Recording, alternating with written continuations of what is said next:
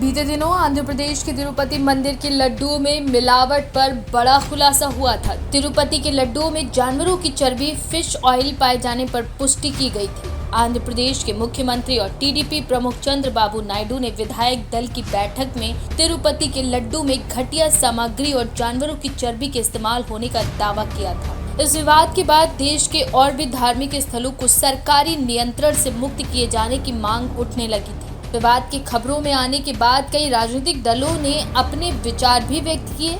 वहीं अब तिरुपति लड्डू विवाद मामले में सुप्रीम कोर्ट ने नए सिरे से जांच के आदेश दे दिए हैं। सुप्रीम कोर्ट ने चर्बी के इस्तेमाल के आरोपों की जांच के लिए शुक्रवार को एक स्वतंत्र विशेष जांच दल एसआईटी का गठन किया। कोर्ट ने इस मामले में 5 सदस्यीय एसआईटी गठित करने का आदेश पारित किया।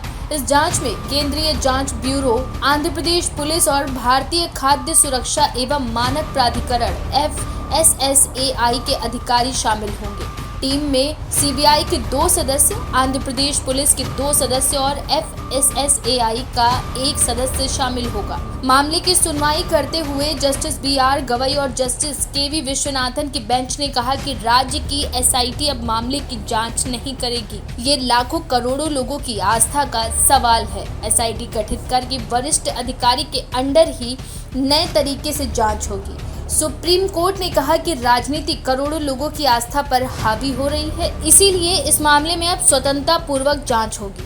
अगर तिरुपति प्रसाद की सामग्री में वाकई में जानवरों की चर्बी पाई गई है तो ये काफी गंभीर विषय है। ये करोड़ों लोगों की आस्था का सवाल है, इसीलिए इस पर राजनीति करना ठीक नहीं है। वहीं सुप्रीम कोर्ट के इस फैसले का आंध्र प्रदेश के सत्तारूढ़ तेलुगु देशम पार्टी ने लड्डू में चर्बी वाले मामले में सुप्रीम कोर्ट के जांच दल कमेटी के फैसले का स्वागत किया।